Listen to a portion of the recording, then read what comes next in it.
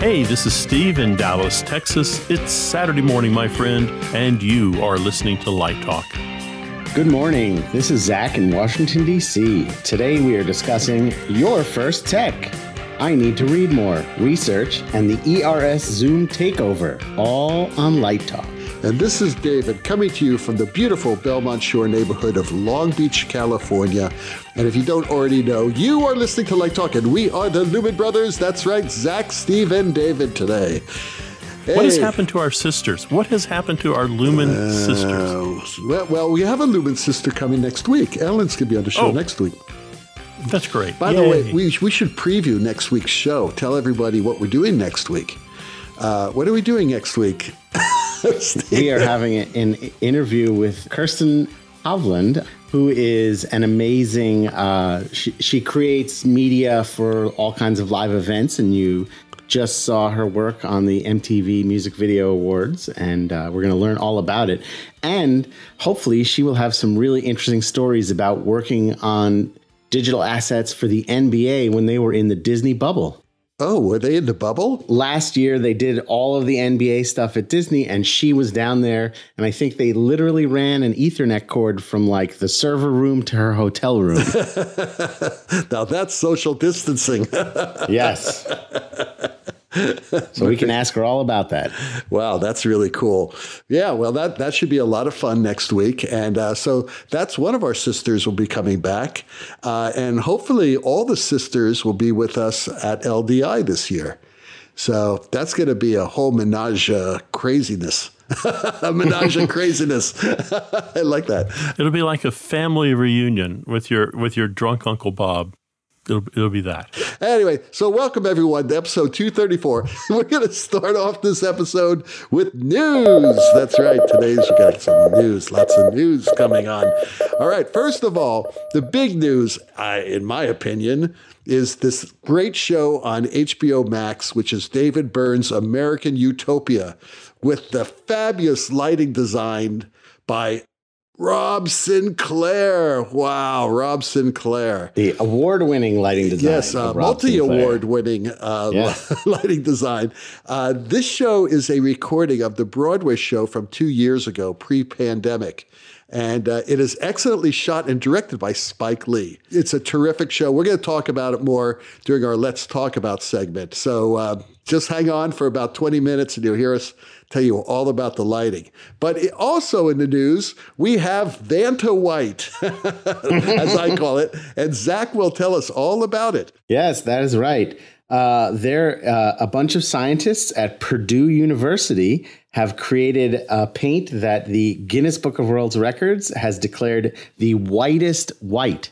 So I guess that's the opposite of the darkest black. And instead of being the lumisuck, the sucking of all light, this is the reflection of all light. That's right. And one of the things that makes it interesting is that it can reflect so much light that it actually can allegedly cool an environment that's painted with it more efficiently than an actual air conditioner.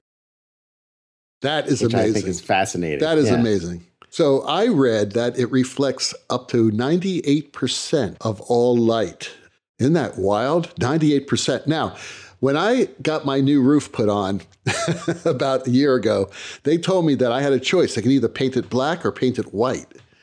And being a lighting designer, knowing a little bit about physics, I said, well, that's silly. I'm going to paint it white. Paint it white. I mean, no one can see it. It's a flat roof, right?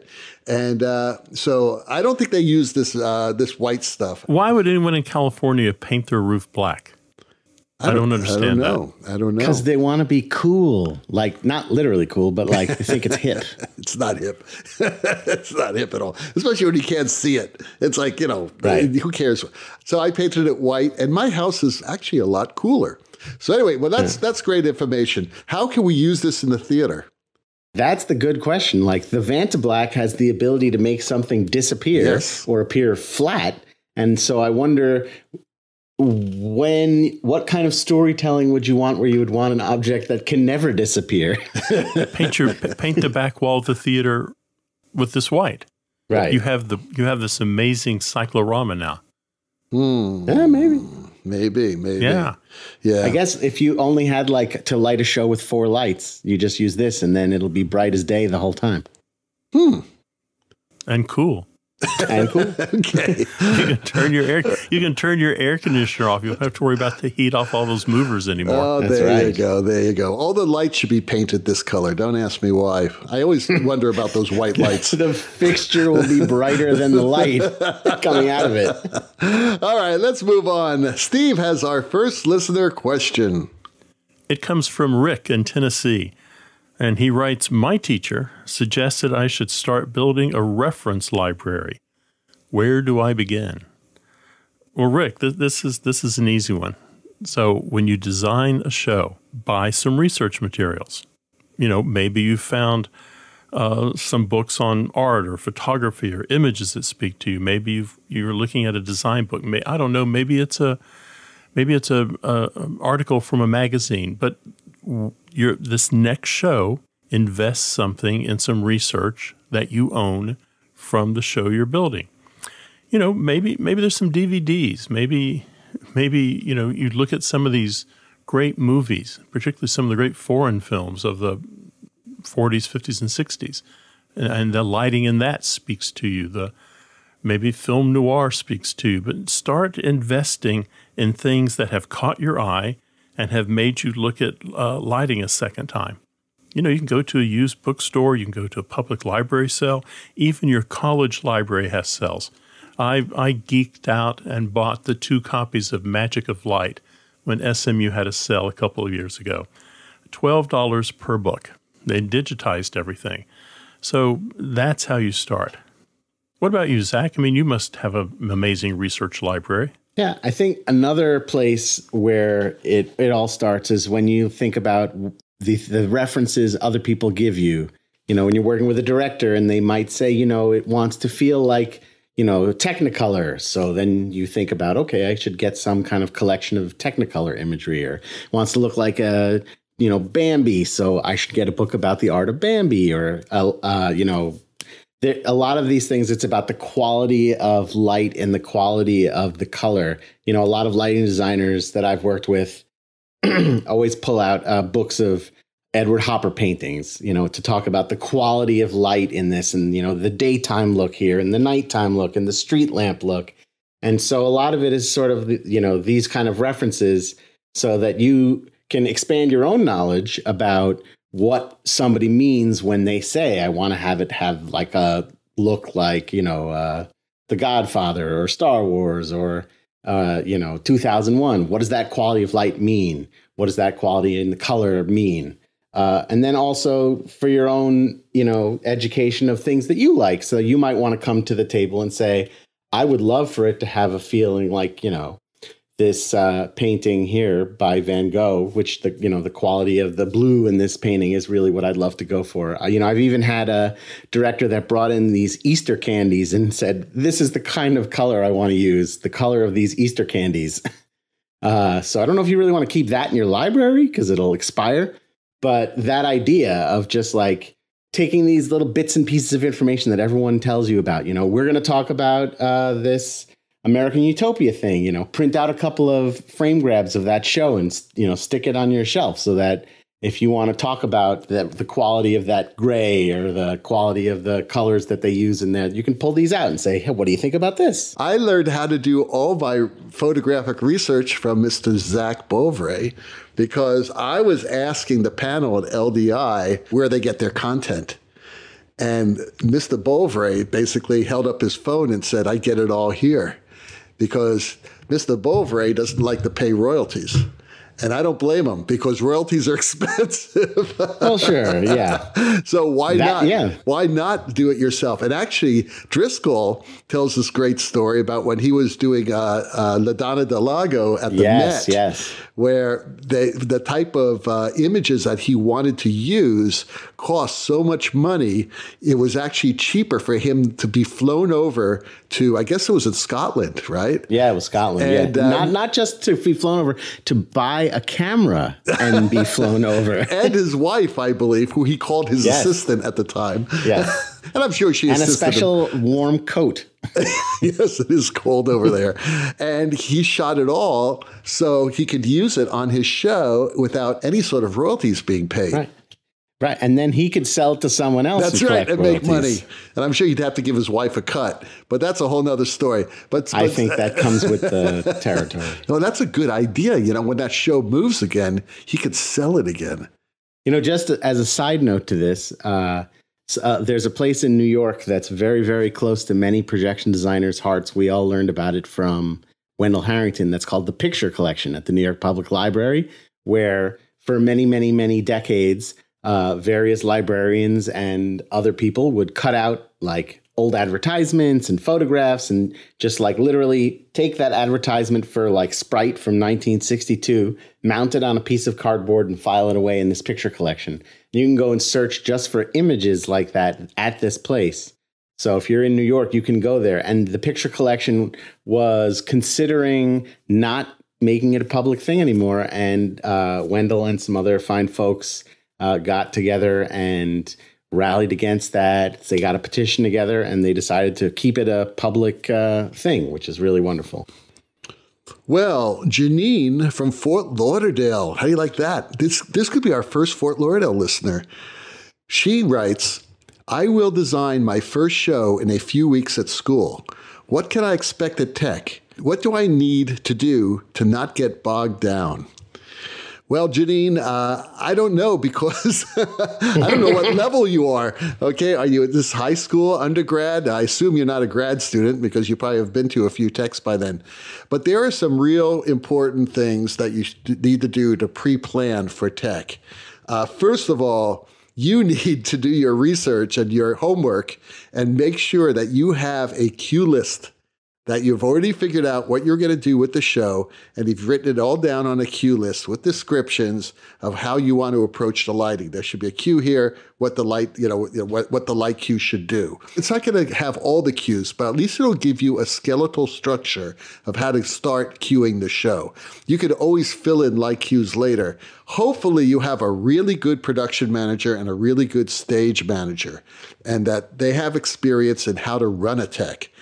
Also, meet with the director long before the tech so that you guys can figure out how to plan it out, and also set reasonable goals for that tech rehearsal. This could be one of 2 techs. It could be one of 3 techs. Usually you have a very long tech or a very long cueing session, and then you do like a cue to cue with actors the next day, and then you do a run through that night. That's your typical 2 10 out of 12s, which are bad words now. We can't even say 10 out of 12s, but I said it's sort of like saying Macbeth in the theater. We can bleep that. Yeah, we can say Macbeth in the theater, but now I'm going to be struck down by lightning because I said Macbeth, right? Screw Macbeth, screw the 10 out of 12s. I don't care. All I know is that set goals, right? Say tonight, I've got like 50 cues in Act 1, and I've got 20 cues in Act 2. Maybe we just look at doing 40 cues tonight, right? Don't freak out and spend that time and be efficient.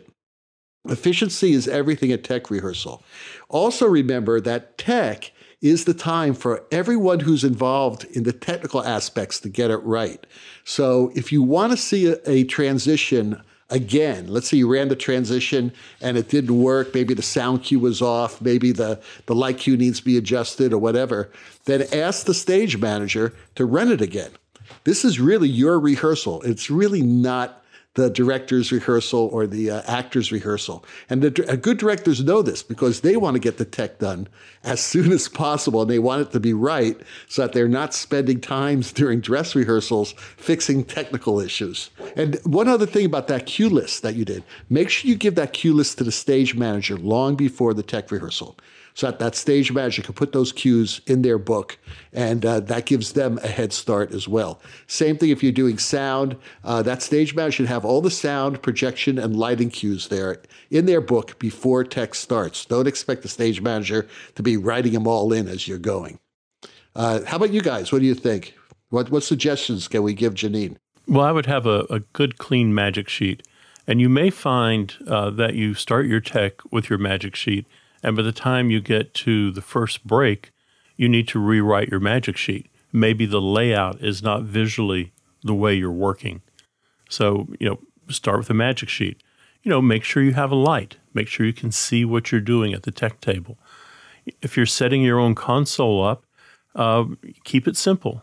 The thing I see is sometimes a young lighting designer will have there'll be menus 5 screens deep, and you can't just be digging around, flipping through screens, trying to find what you're looking for. If you have the opportunity to use automation on the show, go ahead and pre-build your color. The thing that kind of stumbles people is they sit there and go, my light will do 200 colors, so why should I pre-build a color? I'll just have what I want. You don't build a 200 color scroll. You have the 5 or 6 colors you want to work with, and stick with it. And I think finally it is speak up. Talk to the director, talk to the stage manager. I need 5 minutes. What you don't want to do, as a general rule, and I understand things can change, but as a general rule at Tech, you don't want to be sitting there saying, I'll take a note on that. I'll take a note on that. Because generally you come back into the theater late at night when everyone's gone or early the next day, and it's not clear to you anymore. All of a sudden there are no actors on stage. And so now you're staring at a floor, lighting a floor. So that's kind of, easy stuff to do. I actually have a related follow-up question for you guys, which is something Steve and I were talking about earlier. Sort of as an educator, when you see that things are getting bogged down, when do you feel it's appropriate to intervene, so to speak, if at all? It's a good question. If there seems to be very little organization and the director's not doing, because usually a director, if it's getting bogged down, the director will say, okay, guys, come on, we got to pick it up, or let's move on. If a director says, let's move on, then you move on. If the director's not doing that, then what I do as an educator is I go to the director. I don't go to the student. Maybe on one hand, I could count the times where I had to intervene in a technical rehearsal, just to get things rolling. And the last thing in the world you want to do as an educator is to basically say, no, take channel 23 to full. Now kill it. No, don't ever do that. You could give that note later. Like you could have done this or you could have done that. But no, you never want to embarrass a student like that or take over. I will say that it was a challenge. Often when I taught at Emerson, the people who would try projections were lighting or scenic people who had never done projections before. And this was in an undergrad program. So I love being a mentor to them, but it's almost like, teaching a kid to swim or something where I'm like, I got to push you out there and you can't ask me this question during tech. But like, if you want to ask me after tech, we can, go get a beer and talk about what happened. But part of it, like I told Steve, it's like you have to touch the fire to learn that it's going to burn you. Yeah, I've had other faculty members who had directed, and they tell me, "Oh, I'm so glad you're going to be there. Tomorrow. I really can't wait to see your lighting." I said, "What? My lighting? No, you're not going to see me. You're going to see my students' lighting."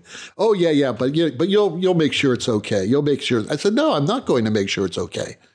Well, you made sure it was okay with what you taught them before. Yeah, exactly. Are you going to make sure it's okay that for that actor to say their lines correctly and not skip 3 pages of dialogue? Are you going to get up there and say the lines? No, and I'm not going to light your damn show. All right, I'm calm now. Deep breath. So anyway, Zach has our next question. Molly in Austin writes, my school's library has some really interesting books on scenic design, stage makeup, lighting design, and costume design, but nothing about projections. Can you recommend some good reading for projection design? This is an excellent and frequently asked question. I think that part of the answer to this can be found in our conversation earlier in this episode about your reference library and what kind of things you might want to have in your reference library. But the other part of it, which is really kind of a great thing, is because projections are this ephemeral, amorphous thing that doesn't necessarily adhere to the rules of scenic or lighting design, that you can extract great information from all kinds of sources, including books about scenic or lighting design. Even in the Robert Edmund Jones book, The Dramatic Imagination, way back in 1941, He's talking a little bit about how, the next step in theater in his mind is going to be the incorporation of moving images into the scenic design of a show. In terms of books that were actually specifically written about projection design, there are a handful that are out there. Two that I recommend. The first one is called Live Movies, A Field Guide to New Media for the Performing Arts. It's by Kirby Malone and Gail Scott White, who were professors of new media at George Mason, and they wrote this book. And coming out this December, there's a book from the Focal Press Toolkit series, which has a lot of great books about scenic and lighting and all other kinds of theatrical stuff, called The Projection Designer's Toolkit. And that's going to be by Jeremy Hopgood. And that comes out in right before the holidays. Makes a great Christmas present for you or the library. Another book that I found very influential is called Designing Disney, Imagineering and the Art of the Show by John Hench. And a lot of what he talks about in that book is the use of color and images in a three-dimensional space. So it's not specifically about doing things with projections, but it's about how do I take this space and transform it into something else, which is really what, at its core, projections are all about. So those are some books that I recommend and that I found very useful. There's also a lot of interesting stuff you can find on YouTube. You can find things like the most recent USITT magazine was all about Wendell Harrington. There's like 4 articles about her and her story, and you can learn a lot from that. Live Design has a lot of great articles about projection design. So we're getting there.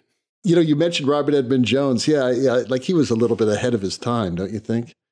Oh, totally. He was amazing, amazing artist. The Dramatic Imagination, read it if you haven't read it. If you're in school studying scenic design, you've probably been assigned it already. Or lighting design, or costume design, or acting, or directing, which he did all that, by the way.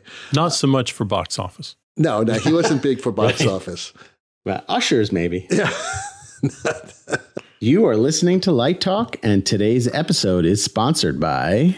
From way up in the Texas Panhandle, it's Total Bastard Stage Productions.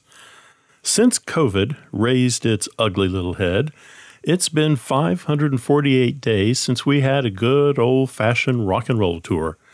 During that time, some of our older LDs have chosen to step aside, to retire, as it were.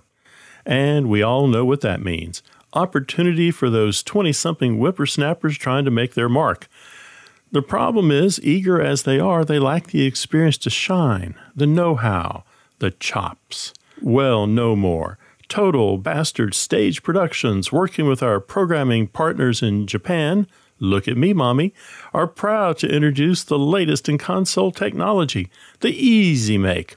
With automation at every step, simply insert your Backstage Pass into the Creation Access Reader and select from punk, metal, soul, folk, rockabilly. It's that easy, and the list goes on and on and on with the Easy Make. The Easy Make has over 200 possible musical styles.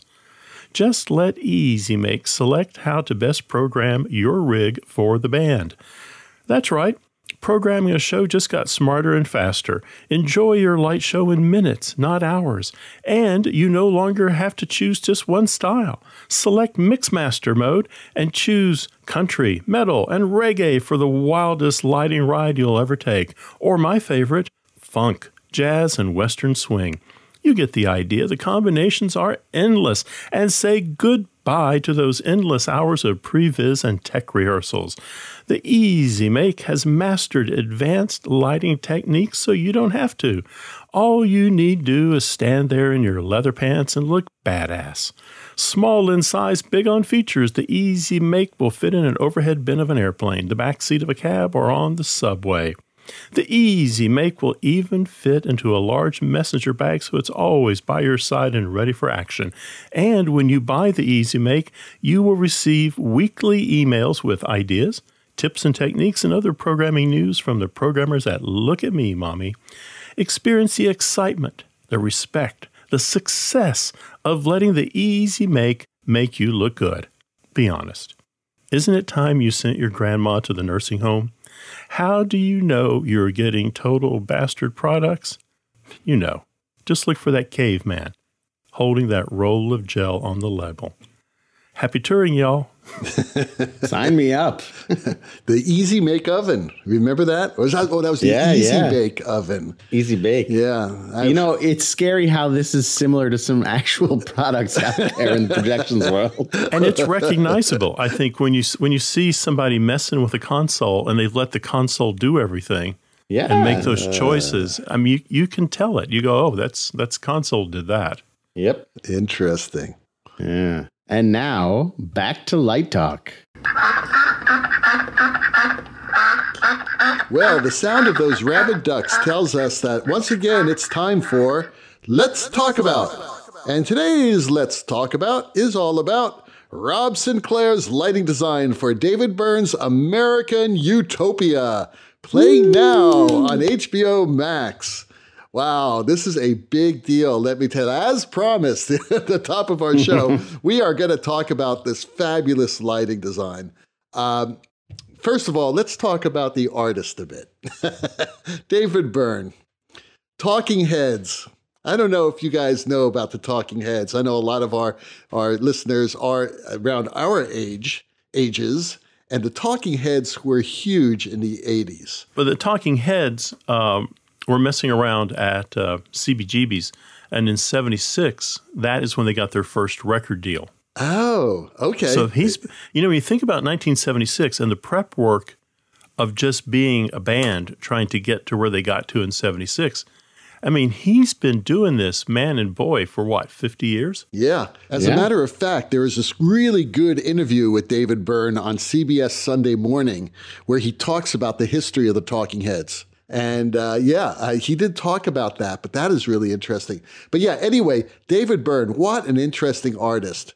And he certainly has a lot to say about what's going on in our world. You know, one of the things they talked about in that interview is that he started out life with the desire to be some kind of graphic designer, graphic artist, and he just sort of fell into music, and that took over and became successful. So he almost never had a chance to get back to that graphic artist stuff that he wanted. But I don't know if you remember when we had Wendell Harrington on, the Talking Heads, they are, responsible for that amazing concert film, Stop Making Sense. And she talked about how much of David Byrne's input went into what became that concert and what became that film. And how amazing is it to have now created a second concert and film that is pretty much as iconic as the other one. You know, most people don't get one home run like that, and he's now got two. Oh, definitely. Well, he's also teamed up with Spike Lee on this one. I mean, that certainly helps. Well, it didn't hurt. It didn't hurt having Annie Parsons do the choreography for it. The choreography was just awesome. For the people who haven't seen it yet, there are two dancers. They're dancers, actors, singers. By the way, I think there are like 12 or 13 people in this band. And all of them are incredible triple threats. They're all incredible musicians, they're incredible dancers, and they're incredible singers. I've never seen so much talent on one stage with so few people. Really, it is just an amazing show. And the two dancers are just so fabulous. The choreography that everyone does, but especially these two, is just quite stunning. And Rob talks about how the choreography inspired a lot of the lighting, and the lighting inspired some of the choreography as well, which was very interesting. But his work was just stunning, and I was kind of happy about it. He used primarily all Viper performances on this show. And the Vipers are my favorite light, even though they're kind of long in the tooth nowadays because they're arc fixtures. I've used Vipers for years, and I love Vipers. They're quiet. They got a great light. They're dependable. And it was funny because on some of the effects that you see in the show, it's like, oh yeah, I've used that effect wheel before. But not like this. This is fantastic. And it was really funny because One of the directors I work with all the time, he told me about this. He says, do you have HBO Max? You got to see the show. And I watched it and I called him up. And I said, I know why you like the show. He goes, why? He goes, because it's something that you and I would do. And really, it's a style of lighting that I love. And I love working with Ken in this type of style. By using the Vipers, he was able to get this amazing color. He played with color temperature all the time. I mean, there was one song where the cues were just the changing of the color temperature, going from cool to warm. And I'm not talking about blue to red. I'm talking about like 5,600 Kelvin to like 3,600 Kelvin. And just that was absolutely sublime. And they also use BlackTrax on the show. And for the people who don't know what BlackTrax is, it's basically a auto tracking system. And every performer had two little IR beacons attached to their shoulders so that lights could follow anybody on stage. So that was pretty cool.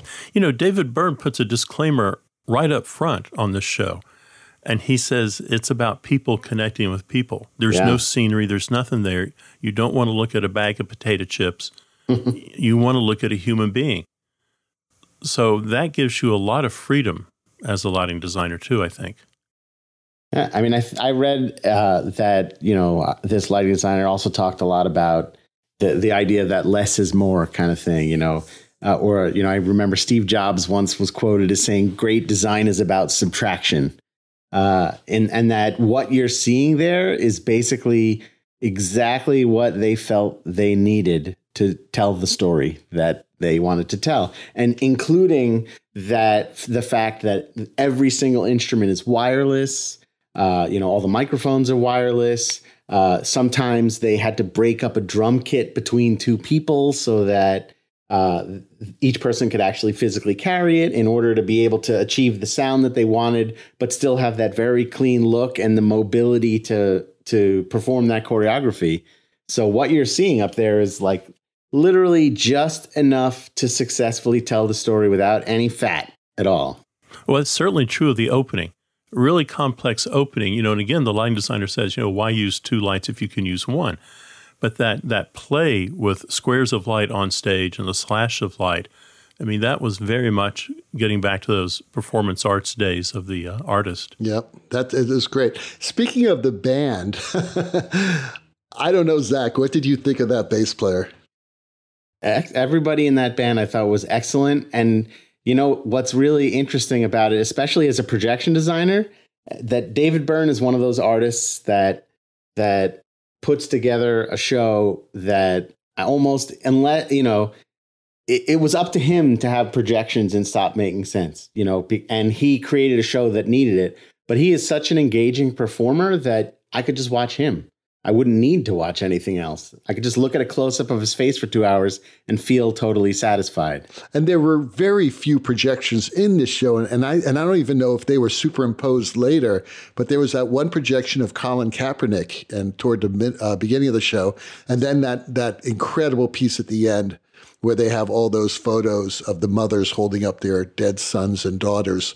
And I think that was done after the fact, but that is just so amazing. But you're right. All those musicians were amazing. But I must tell you, I counted 6 basses. I really did. Yeah. I was running to the internet like, what kind of bass is that? Yeah. Well, he had a Rickenbacker. He had some precision basses. They were beautiful. And he was a great player.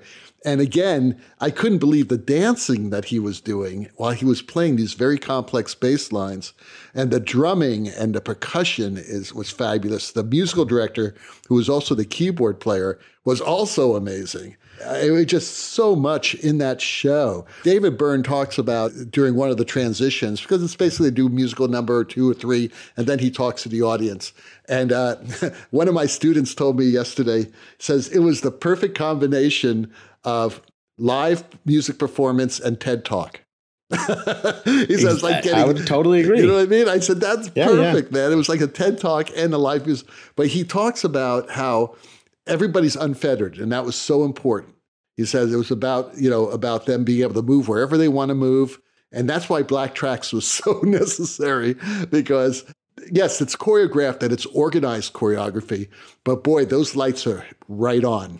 Yeah. They're and right also on. just the fact that the way everyone is dressed and the chain that sort of the scene is made of, that it has the ability to sort of disappear, but not totally disappear.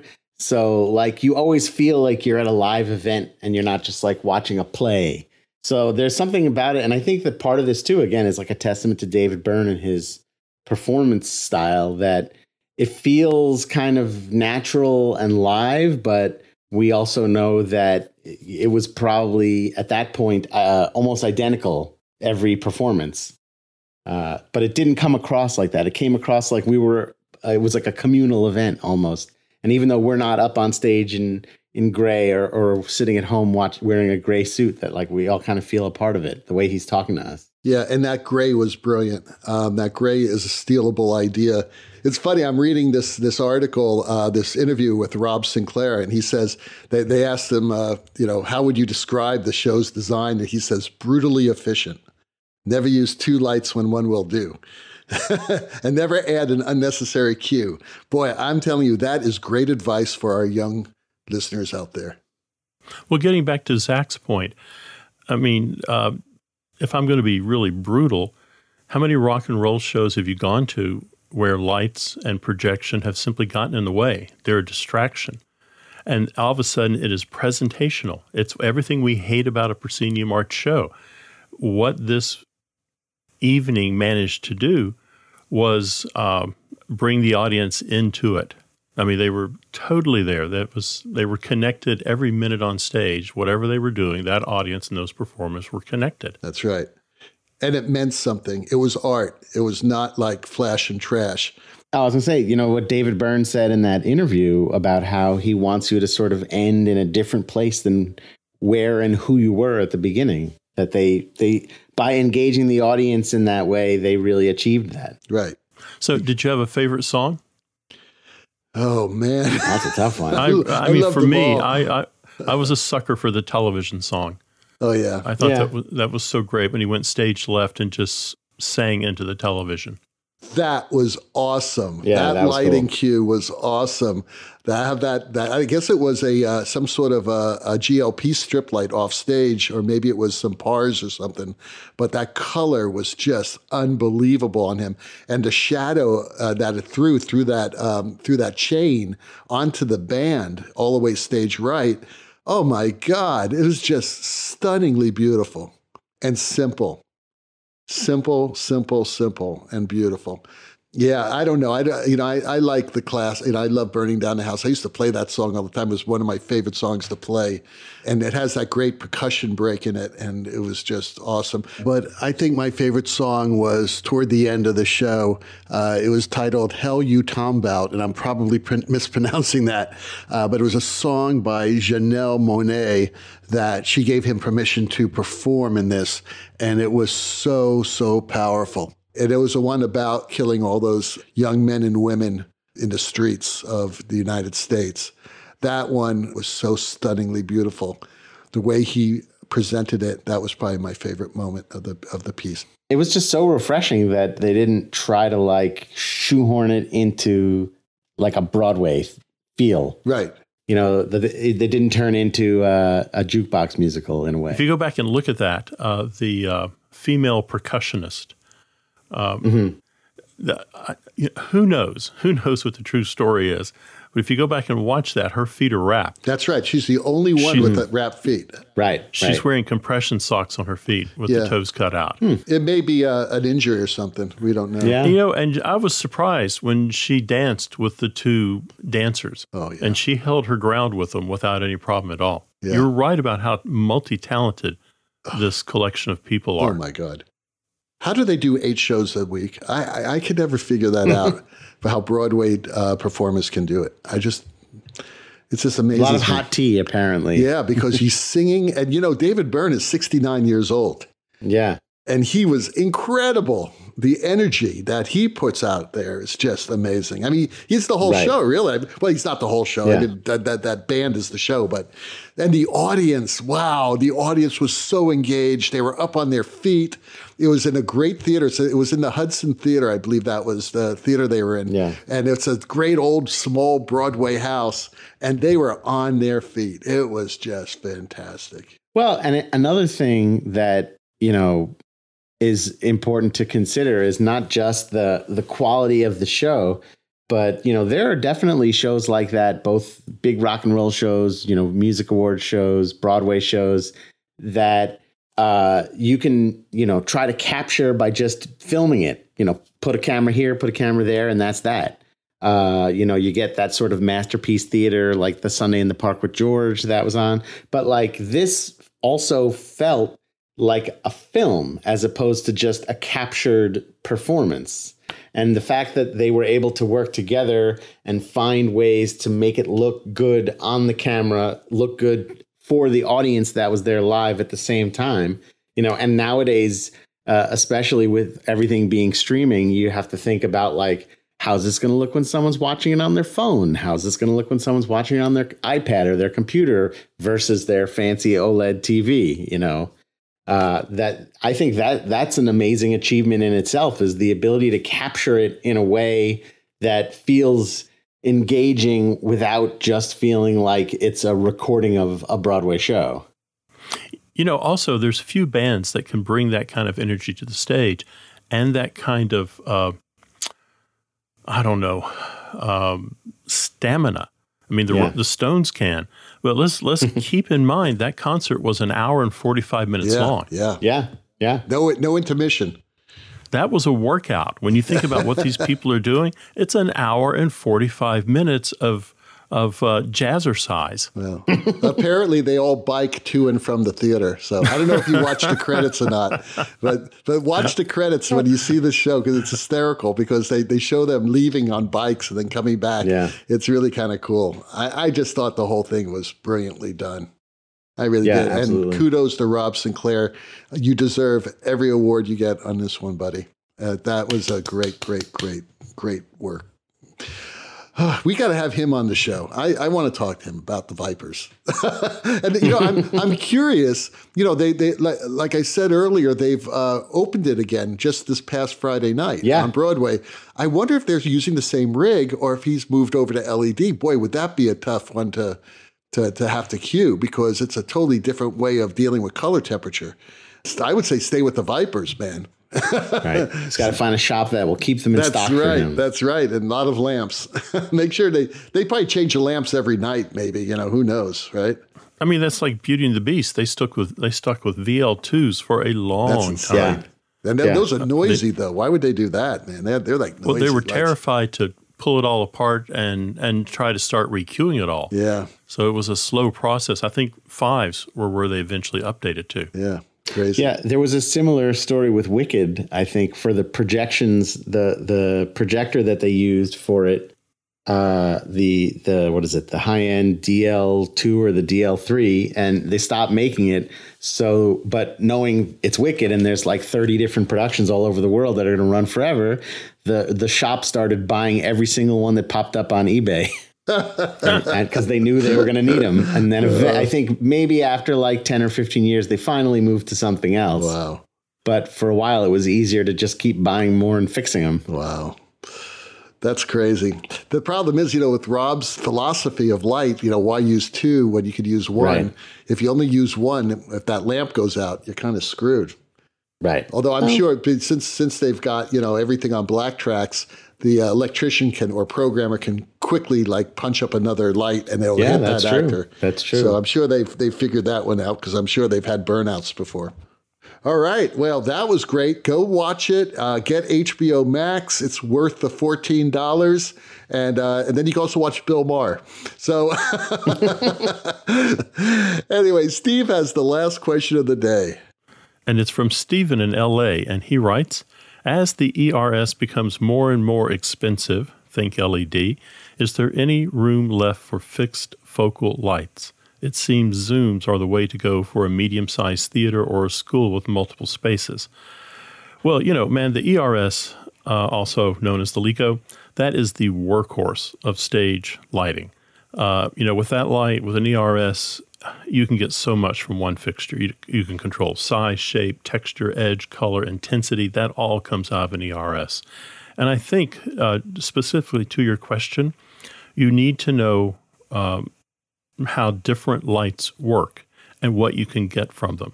So if I look at an ERS fixed focal length, typically those are 90s, 50, 40, 30, 20, 14, 12, 10, and 5. And all of those degrees have a rule on how you might use them. So you need to learn the rule of when and where to use a 90 degree as opposed to a 20 degree. Now, once you've learned the rules, understand that rules are made to be broken. So once you master the light, you can make that thing do anything you want to. Getting to an ERS zoom, the zoom typically comes in two flavors, a 15 to 30 and a 25 to 50. You have a point.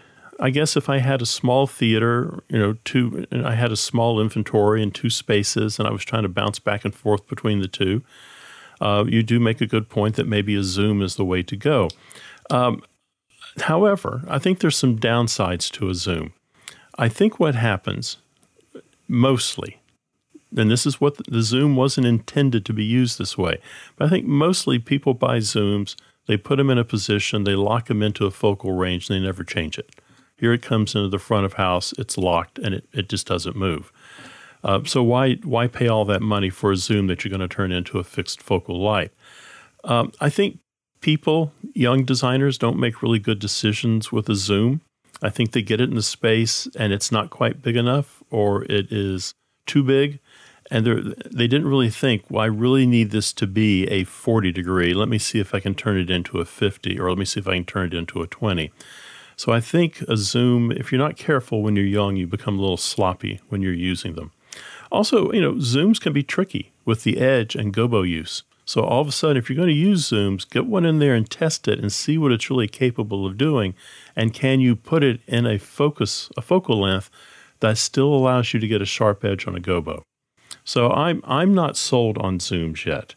I don't know. How do you guys feel about zooms versus fixed focal length? I agree. I've never liked zooms. I've never liked them. They're heavy.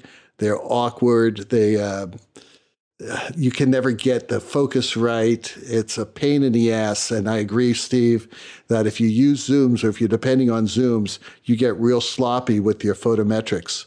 And they're never going to give you the amount of power like if you have a 36 degree fixture and then you have a zoom that you go ahead and roll the 36 degrees, you're never going to get as much power with the same lamp because it's not optimized.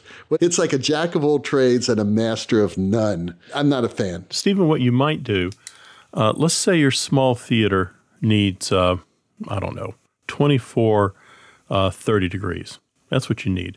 And your bigger theater, it would be nice if you had 6, 20 degrees.